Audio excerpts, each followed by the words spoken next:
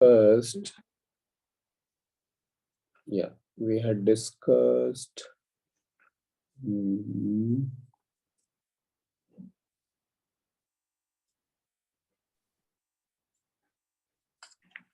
You want me to share Sloka 31 or no? No, not now. Yeah. Okay.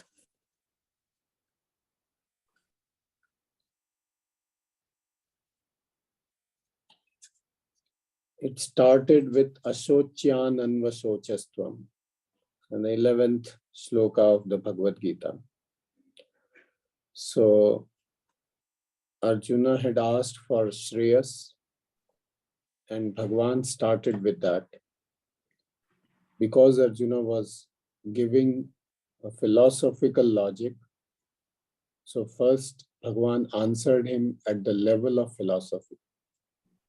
And he straight away started, you are grieving about those who are not to be grieved. For both the reasons, if you go by philosophy, then anyone who is alive or dead, you need not grieve for. And if you go by dharma and adharma, then those who are on the side of adharma, you should not be grieving for. So whichever way you look at it, you should not be grieving for those people. And then he first talked about the Atma. As I said, we will be discussing it later. And since Atma doesn't die, cannot be killed, nothing happens to Atma. So if you are talking like a Pandita, like a wise person, then come to that level. And at that level, there is no death. So why do you worry? Then he shifted his gears, and then he came to the level of Swadharma. Okay, Swadharmam api chavekshi. Like, even if you consider the concept of Swadharma, what is to be done, what is not to be done, then also as a Kshatriya, it is your dharma to fight for a war for a righteous cause. In fact, it opens the gateway to the heaven. And we had discussed that earlier, that concept of life after death, it was more real a couple of centuries, up to a couple of centuries back. Only in the last 1 or 2 centuries, things have changed. All the different faiths everywhere, they definitely talk in detail about life after death. Even those who do not believe in another life, they also believe in the last life. Like the Semitic, those Abrahamic religions, they don't believe in rebirth. But then they believe in one thing, that a person who is dead and who is buried, then there is a last day, the day of judgment, or the day of Qayamat, or whatever. They have different concepts. That is the day when all the dead bodies will get up, come out, and a judgment will be passed based on their faith, whether they believe in that particular doctrine or not. Based on that, they will be sent to heaven or hell permanently. So still they have something after death, a life after death. Maybe only one life, but still they believe in that. So all across the world, life after death is considered. And the same thing was persistent here in this land also. So going to Swarga was important.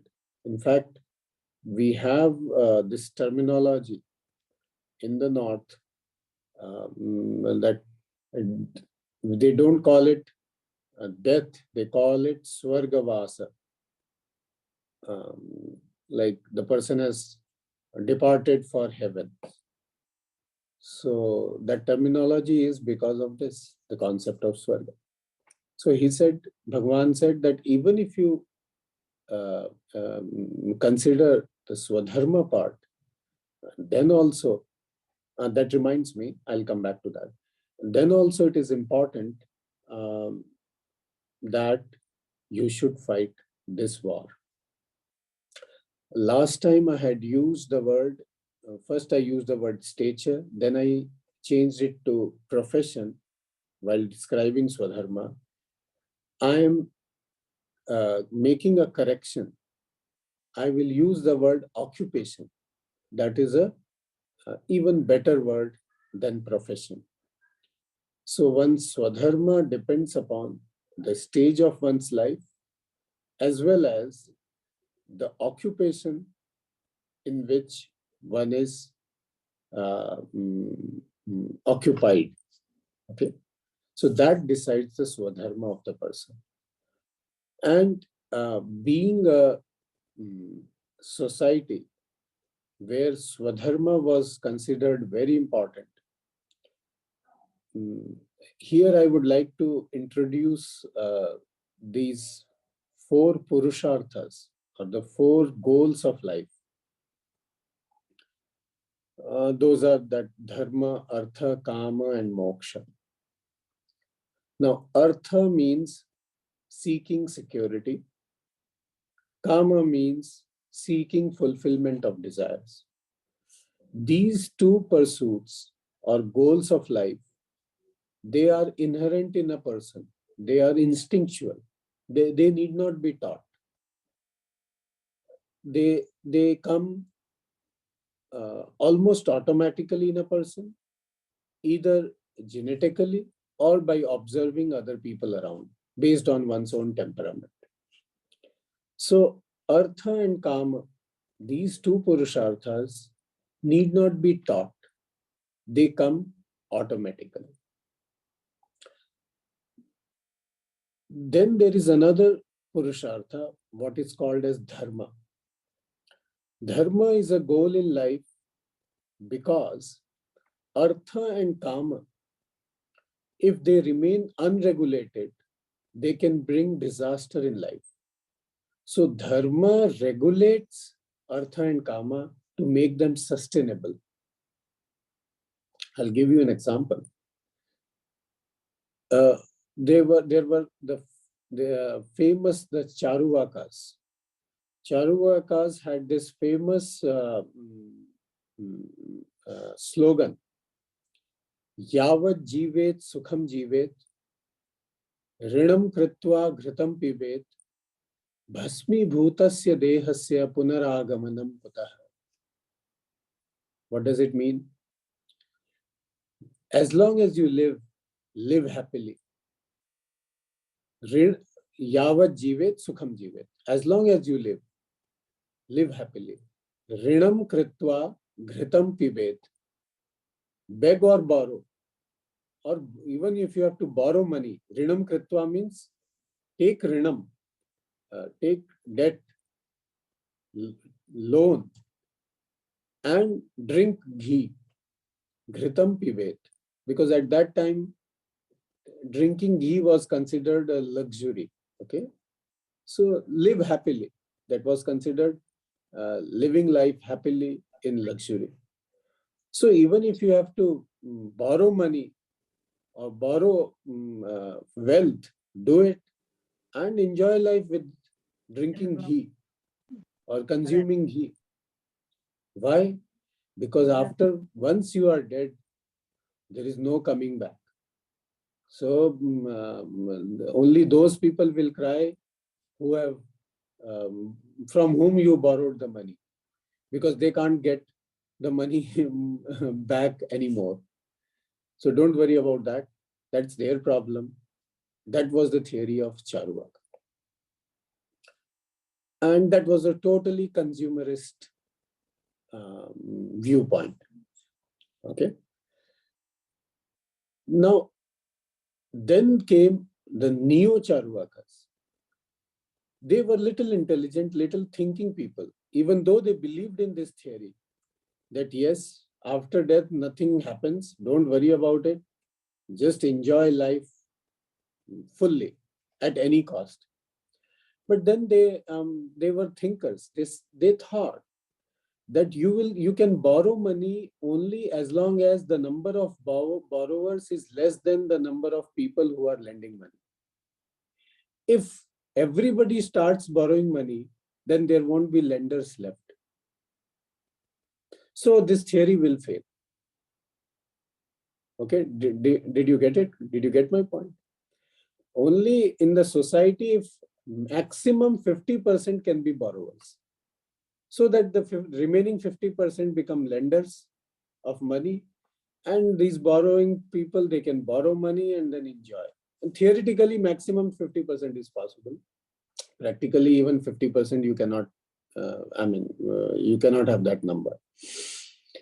Okay, so they said to regulate this. They said, no, you don't borrow money, you earn money and live happily.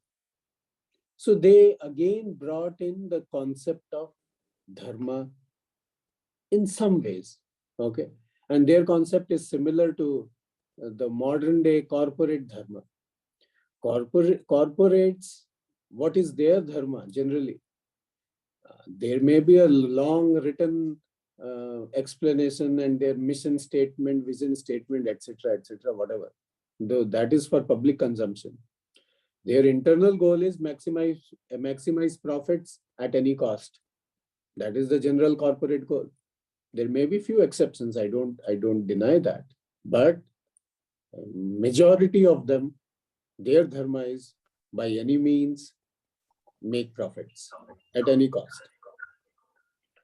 Now, but they also follow some dharma. Why?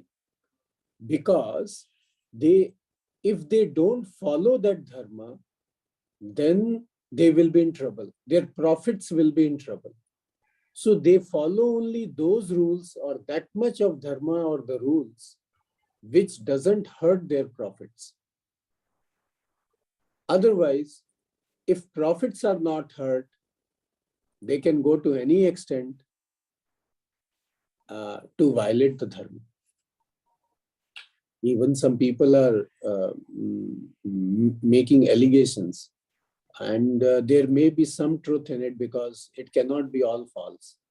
That all this COVID and all, the type of virus it is and the way it is mutating and all, it is a mischief. It cannot be something which is very natural.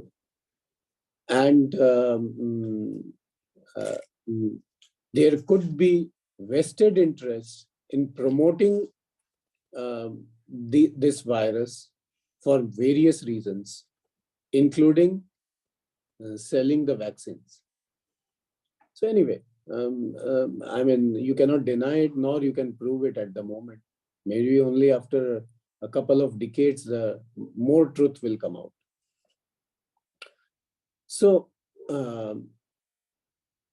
dharma regulates artha and kama. So it becomes purushartha, or a goal of life, because unregulated dharma, artha and kama can bring disaster to life.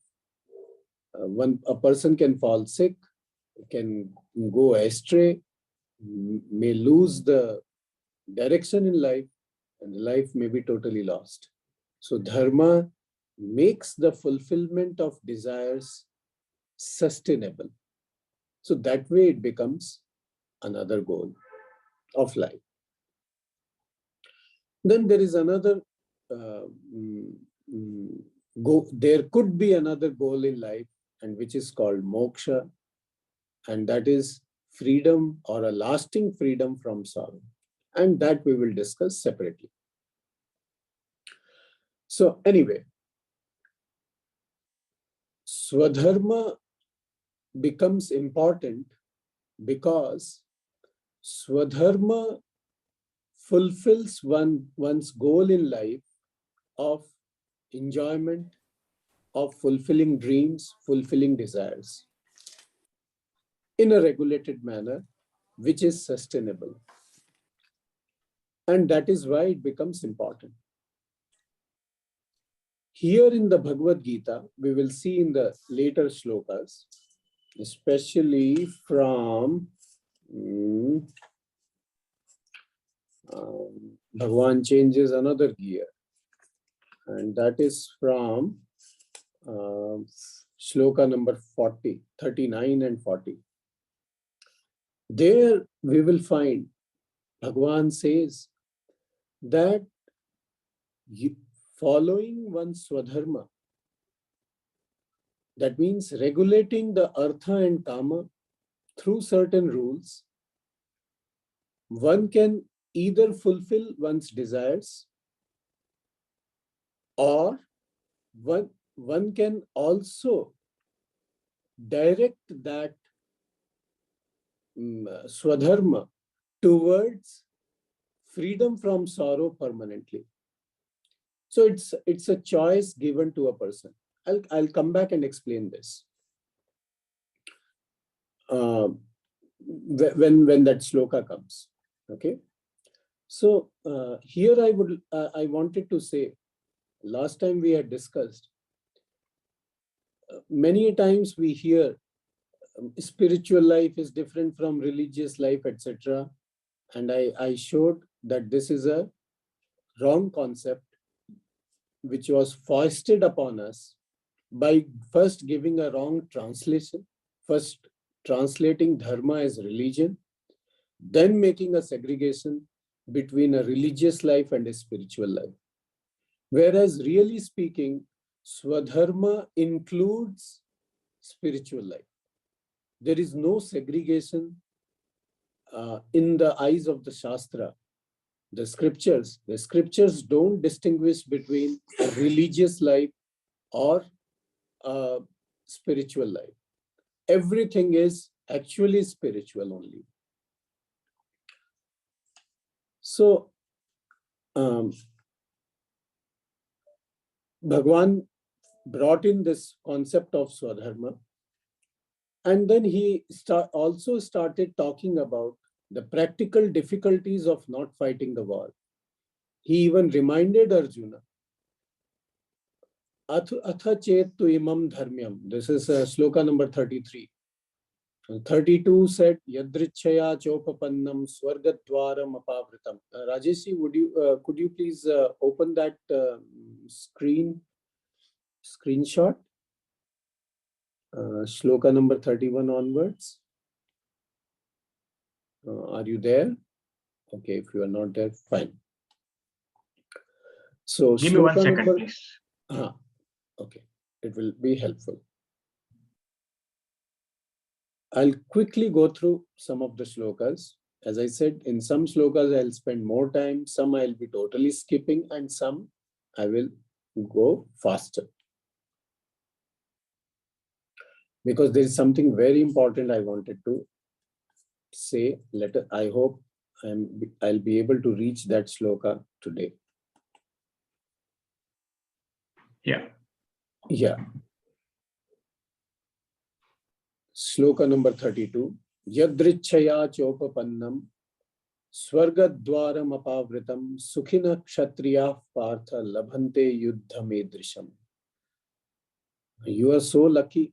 You are getting an opportunity as a kshatriya to fight for a war, a dharma yuddha, which is like a open gateway to heaven.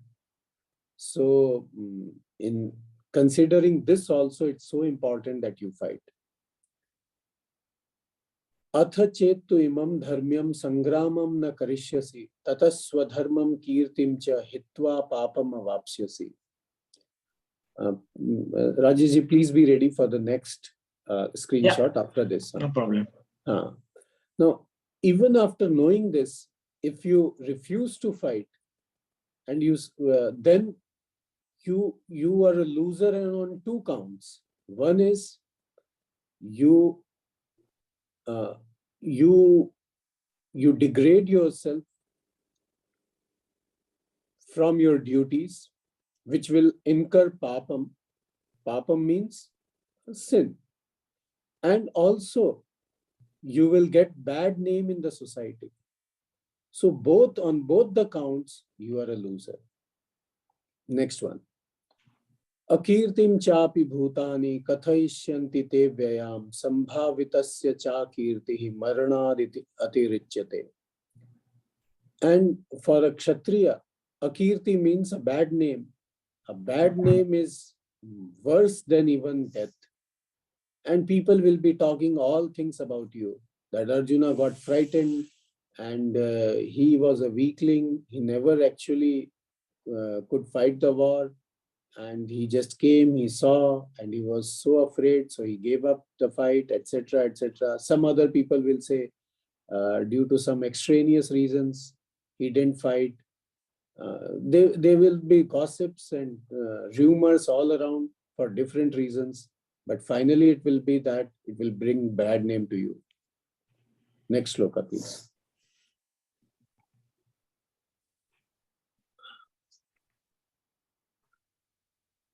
Yeah.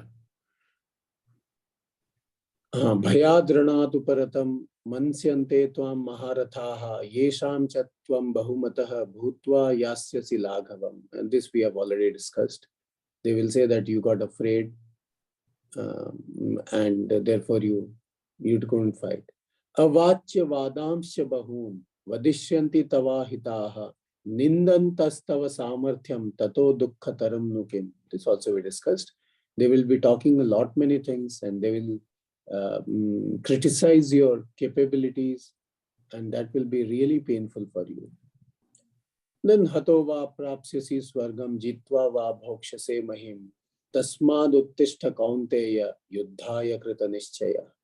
So if you are dead, then you will get swarga. If you are alive, then there are certain gains. So therefore you get up and fight. Next sloka.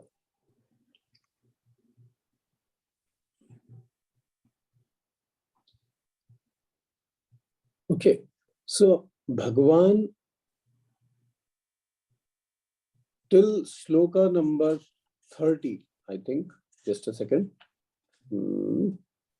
25, 29. Sloka number 30. Till sloka number 30 of the second chapter, he was talking at the level of Atma. Okay, that is pure knowledge, Jnanam. Then he made a little bit of digression. He brought in Swadharma and Kirti, Apakirti. Apakirti means loss of name and fame. All these concepts he brought in just to encourage Arjuna to fight. And then again in from sloka number 39, he picks up the thread. Picks up the thread of what? Of the Atma concept. What he says, sloka number 39. Esha te bhita sankhye buddhir yogam tu imam shrunu buddhya yukto yaya partha karma bandham prahasyasi. How much time do we have? Because we have enough time. We have enough time. Okay. Yeah. Because certain things I cannot leave halfway. That is why. So, what he left in sloka number 29, 30, he picked up again in 39. In between, he took a little bit of digression. Here he talks about, because Arjuna had asked for Shreyas. Shreyas means what is really good for him, what is the ultimate good for him. So he is giving the ultimate good for him, that is freedom, lasting freedom from sorrow. Now, how to attain that lasting freedom from sorrow? One is either you understand the nature of the Atma, and based on that understanding, your sorrow is gone. But if you are not able to understand that, and still you want the sorrow to be gone, then there is another way. And what is the way? That is going to explain. So again, coming back to the 4 Purusharthas, Artha, Kama, Dharma and Moksha. Artha, Kama need not be taught, as we discussed already. That is instinctual. It comes naturally to us, fulfilling one's desire, fulfilling the need for security, etc. Dharma is used to help us in achieving Artha and Kama. Generally, people may not be aware of the concept of moksha, or even if they are aware of it, they may not really believe in it, that they really want it. Lasting freedom from sorrow, who wants it? Whether it really exists or not, we don't know, etc., etc. Now, this dharma, we have to see that 4. In 4, Artha and Kama is one group. Okay. Moksha on the other side. At the center, let us see dharma. Now, dharma can be used for the fulfillment of Artha and Kama. Even sometimes the acts of charity could be for Artha and Kama. How? I'll tell you. It could be directly or indirectly.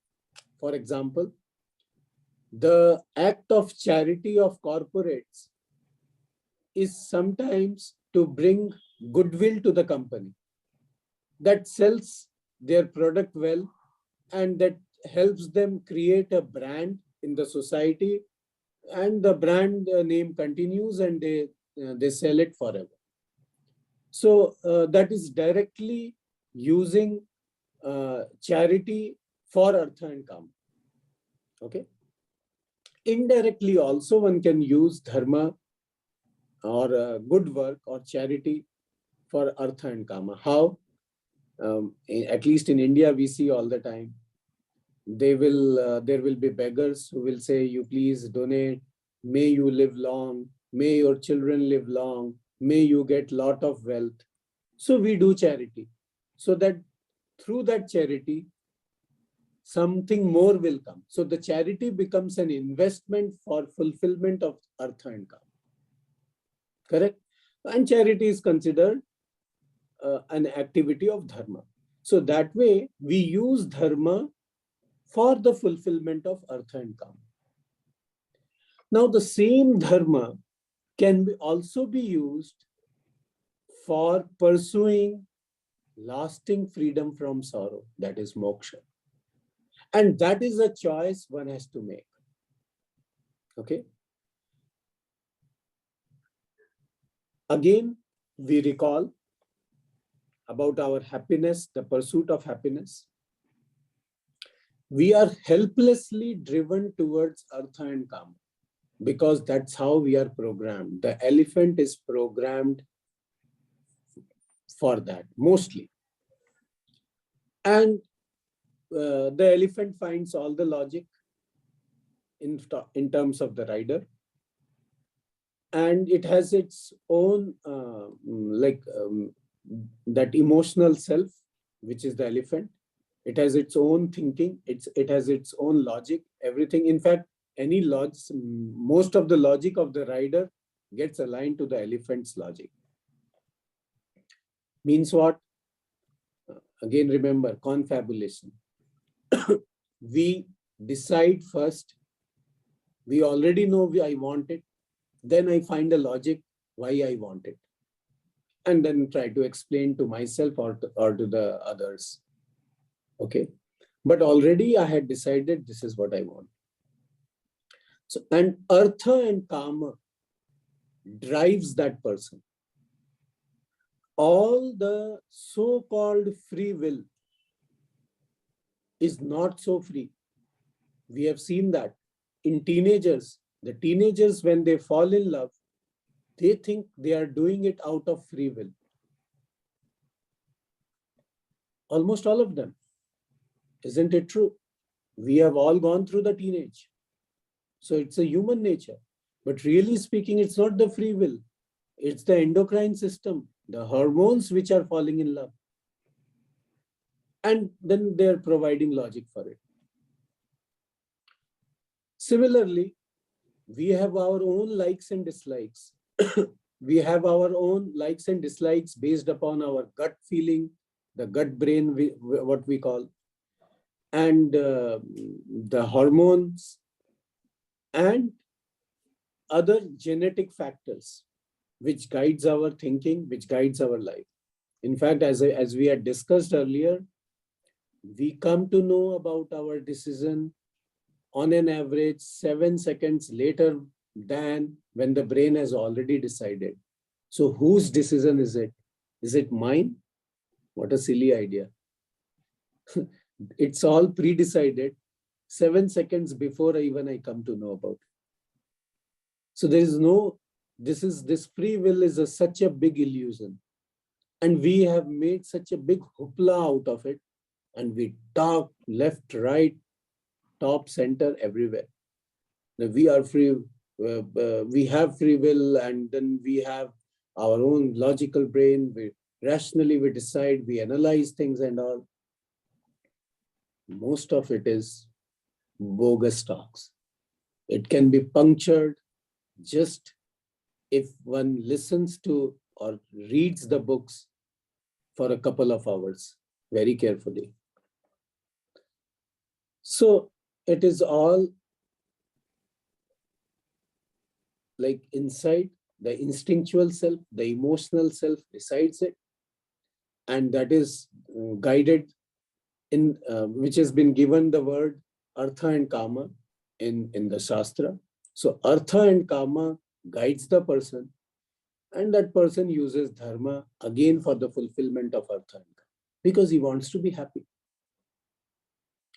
Only when this person comes to an understanding that fulfillment of artha and kama does give me happiness, but it also makes me unhappy after the happiness fades away, then is there something which is more permanent, which is more lasting, and which gives me a lasting freedom from sorrow?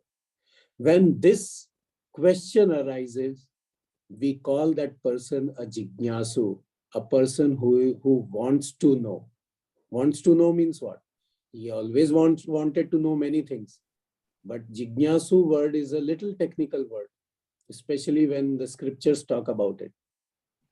It is about, is there a different way other than fulfillment of artha and kama, fulfillment of my desires and the need for security to be happy? Is there any other way? That makes the person a jignasu. And how does it happen? How this jignasa comes? There is where the scriptures say, if I follow dharma and do not encash that dharma, dharma means the charity or good work, whatever I am doing, do not encash it in terms of artha and kama, then that accumulated dharma, okay, that accumulated good actions, good deeds of mine converts me into a jignasu. Okay, so this swadharma may help us in fulfillment of artha and kama, but if we don't encash it for fulfillment of artha and kama, then it gets, the reserve builds up and makes me a jigyasu. And here the Shastra only is the pramanam. Shastra is the pramanam means we have to accept what Shastra says, that this is how it happens. And of course, one can verify it later, that one stops fulfillment of artha and kama deliberately and still continues with the dharma activity. Within a couple of years, you will find the thought starts changing. New questions start coming up. What is life? Why this? Why that? All these things, these queries will start coming up. So it can be verified. But before verification, it's a matter of faith.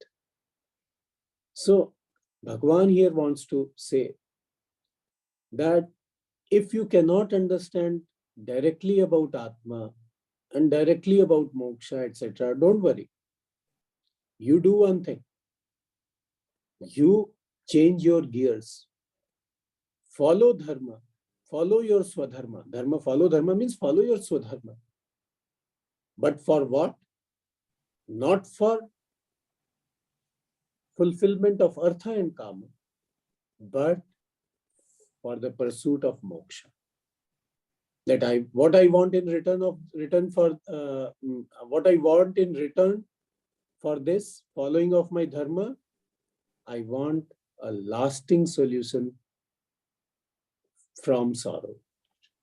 When that is the sankalpa, when that is my basic desire, then the whole thing changes. Otherwise, till that time, I am a slave of artha and kama. In fact, artha and kama drives all my thinking, all my logic, and all my activities. And I call it my free will, the activities of my free will, thinking of my free will, etc. No, it is all artha and kama, which is driving that desire to be continuously renewing my happiness from this, from that, from buying things, getting things, rejecting things, removing things, etc. Trying to make adjustments constantly. So this change is also called Buddhi Yoga, because there is a change in thinking. Earlier, my thinking was directed towards artha and kama. Now that thinking is directed towards the pursuit of moksha.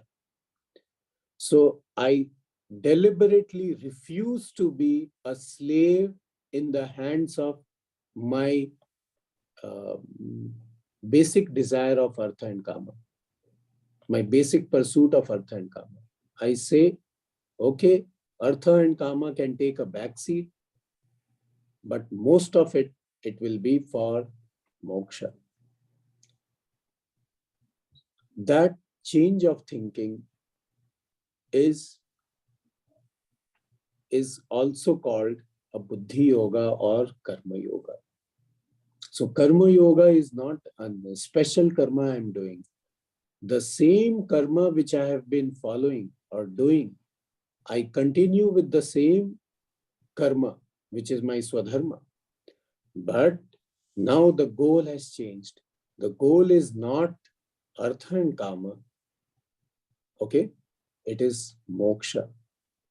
I'm not saying artha and kama are totally neglected and one becomes total vairagi and it's only moksha. Need not happen. But at least there is a shift. Earlier, I never used to think that there is something called a lasting solution from the freedom from sorrow. Now at least I started thinking about it and doing something about it. That small change, that small shift also, swalpam api asya dharmasya, 40th sloka, neha bhikrama nashosti, pratyavayo na vidyate, swalpam api asya dharmasya trayate mahato bhayat. Performing the action in the spirit of karma yoga, which is also called Buddhi Yoga, even little bit, it removes or it protects one from mahato bhayat, from the biggest of fears, which is the cycle of birth and death. How? Because now this person has started investing little bit in something else. It is like this. A person has been spending money, but spending money on, are there some commerce related people, commerce, accounts, finance, etc.? They will understand it better. So a person started spending money. He has been spending money, but most of the spending is on those assets which have depreciation. For example, if I spend money on a mobile phone, today, okay, a big money, say 50,000 rupees, maybe $1,000, whatever you call in your currency. After 2 years, what will be the value of that phone? Maximum it will be 25,000, half, or it could be even lesser, depending on the type of use. But if I spend or invest that money in some other asset, for example, gold or silver or something similar, those metals, then after 2 years, what will be the value? At least 80% of what is today, or it could even appreciate. And in India, if you invest in property, then of course there are cycles of dips and rises.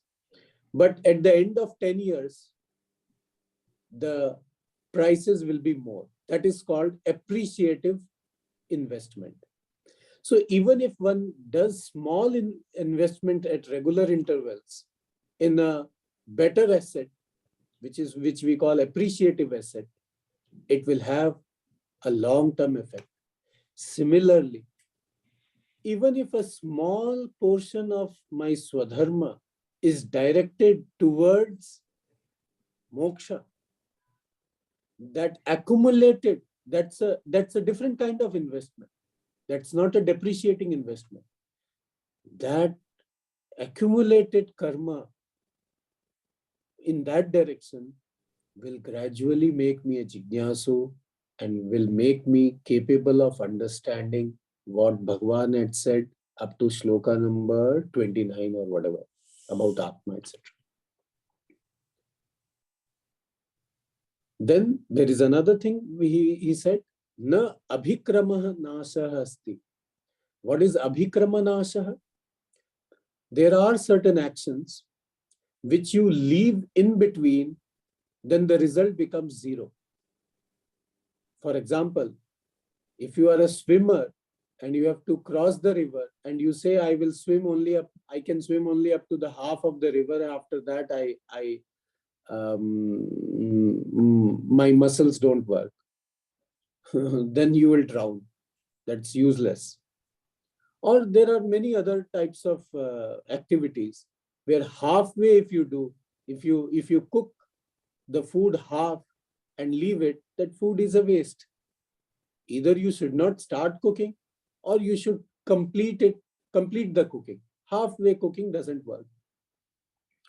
So that is called abhikrama nasha. Abhikrama nasha means till you bring it to completion, a logical conclusion, there is a loss of that effort if you put it in certain activities. There are certain activities even in the prescribed by scriptures, which you cannot do halfway. Either you do full or you don't even start. But in case of this karma yoga, this problem doesn't exist. You start and you leave, doesn't matter. Whatever you have invested, it remains in the reserve.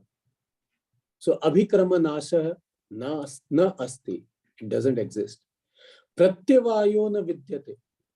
Pratyavaya means doing something, you may not gain much, but not doing will attract sin. Okay, that is pratyavaya dosha. Such problem doesn't exist with karma yoga. You do, you will get something. If you don't do, you won't get anything, but you won't incur sin. So this is a very different way of doing karma. Really speaking, this is a relative freedom of a person. Freedom from that helplessness, freedom from being slave to one's instincts. One rises beyond instincts and say, I still do the karma. That's another level of freedom. Okay? It's a relative freedom. And of course, ultimate freedom, we will talk differently. We'll talk later. But this itself is a big freedom. Otherwise, a person is slave to one's senses, one's hormones, one's gut feeling, one's genetic factors, and he says, I am a free person. What freedom are you talking? Even all likes, dislikes, he will talk all big philosophy, and he will be a racist in employing people. There are so many inconsistencies. He will, in fact, he will say, you should walk your talk. But when it comes to his own life, full of incongruencies. Why? Helpless. Can't do much. He tries his best, but then there are so many pulls and pushes. It's all in the body, in the genes, in the gut, in the hormones, in so many things. Even in mind, can't do anything. That much helpless a person is, who thinks himself that he is so powerful, so free, and so logical, and he can do anything. I pursue my dreams, all big talks. But when you dig little bit inside, all the weaknesses come in the forefront. This type of karma, the karma yoga, brings one out from those weaknesses. How? By one's own choice. One says, no, all my karmas will not go for artha and kama. Some of them will go for moksha, a different investment. Then what is the next? Oh, okay, our time is almost over, isn't it? That's right, yes. So, okay, maybe we'll stop it here. It has reached up to a certain level. And I invite questions from people if they have any. Questions, please. I think Rupalji asked one question in the chat box. Rupalji, do you want to ask yourself or do I want to read? Do you want me to read? It doesn't matter, whichever. Yeah, no problem. Yeah. So Okay. you can go ahead and ask. Yeah. Okay, question is, in the case, this is related to the Dharma duty, in the case where entire nations are at war, then what becomes the duty of someone who is not a Kshatriya, and do the same ramifications apply? In other words, if there's a big war effort, what becomes the duty of someone who is not Kshatriya? Yeah, good question. Your question is such a important one. I don't know whether I'll be able to stick within the time limit. But anyway, I have to speak. Those who want to leave, they may leave.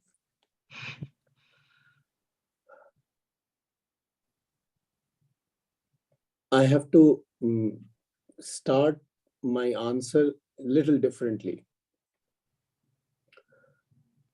I had a talk with one of the retired lieutenant generals in India. And he said, he said many things, of course. One of the lines which he said was, winning of war depends on many factors. One of the factors is that those who are participants in the war, direct participants means the soldiers, of course, and the indirect participants, the citizens who give the logistical support, like all the food and other cooperation, everything, the army gets the priority, the defense forces get the priority during wartime. So they are also indirectly helpful. All of them, in their perception, it should be important that the country is fighting a just war. Just. Did you get me? Yeah. Hello? Yes. They are fighting a just war. Just war means a righteous war. When that sense of righteous war is ingrained in the citizens and the soldiers, the chances of winning increases multiple times.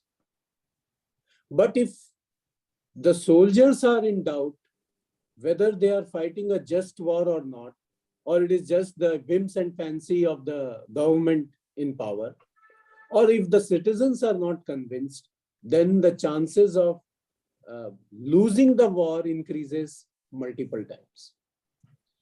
So first, if the nations are at war, first you have to understand through your own means whether the war is a just war or not.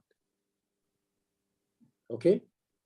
And if you feel that it is a just war, means it is for a right cause, then as a citizen you can do so many things. Okay? There were times when women in India were donating golden ornaments to Netaji Subhash Chandra Bose for the formation of his army and feeding his army. So you can donate. You can be a campaigner who counters fake news, counters wrong views, anti-national views, or whatever. Okay? And you can pray for the winning of your nation. So as a non-fighting warrior, you can do a lot many things. Provided first you convince yourself that the war is for the right cause. I hope I answered your question. Yes, thank you. Yeah. Okay. Okay. Any other question, please? Good Bye. morning, sir. Hi. Acharya-ji, that Buddhi Yoga you're explained is right. I need of more explanation of Buddhi Yoga and you are comparing of so many things. Is it right, sir? I want to explain of next class. If when you're giving of so many examples, it makes more clear. I thought this is my way. Just a second. Let me at least understand your question. Yes, sir. Buddhi Yoga, I need to explain a little bit more. Yes, sir. And with Okay. examples. Okay, with examples. Fine, Yes. I will do that. Yes, sir. Briefly, I can tell even now, because Okay, sir. possibly next class may not be there, and so I'm not sure about the next one. Okay. Then after the next Sunday, of course, there will be a class. But since your doubt has come, let me explain it now. Okay. Buddhi Yoga is the change in Buddhi. What is that change? Earlier, I was following my dharma. Can you please, how to get her video on my screen? It changed. I want to see her face. Because it's a question. Is there a way You will out? have to adjust. I can see, Okay, but you okay. Here. in the view. Yeah. Yeah. I saw it. So Buddhi Yoga is that change in thinking. What change? Earlier, I was following Swadharma either out of fear, that if I don't do, then I will incur sin, etc. Or due to that lobha. Lobha means that greed. And if I follow it, then I will gain wealth, I will gain happiness, my children will grow, etc., etc., etc. Okay. So these were the things which used to drive me to do right actions. Correct? Now I do the same right actions, neither out of fear, nor out of the greed for gaining something, small things, but for a different purpose. What is the purpose? Lasting freedom from sorrow. I don't know how I will get, but since Bhagwan has said, I have faith in it. So I'll tell him, look, Bhagwan, now I want to encash my good karma in this purpose. How to do it, how it can be done is your business. My job is making reserves of good karma and investing it, putting it in the deposit called moksha. Now, how to process it? You are the bank, you do it. I have signed my papers and given my karma wealth to you. The result I want this. So then they will process the fixed deposit in a different way. It's a different instrument, different type of investment. Earlier, it used to be some other vouchers. You get bonus points for buying clothes. If you buy, then 10% discount. But those were different type of investments. Okay, those were temporarily helping investment. That type of karma. Now I want a permanent solution. I want my karma to be invested in something which is lasting. That becomes karma yoga. I hope I answered it. Yes, sir. Thank you. Thank you. Om Purnamada Purnamidam Purnat Purnamudachyate Purnasya Purnamadaya Purnameva Vasishyate. Om Shanti Shanti Shanti. Harihi Om. Shri Gurubhyo Namaha. Harihi Om. Thank you. Thank you, Swamiji.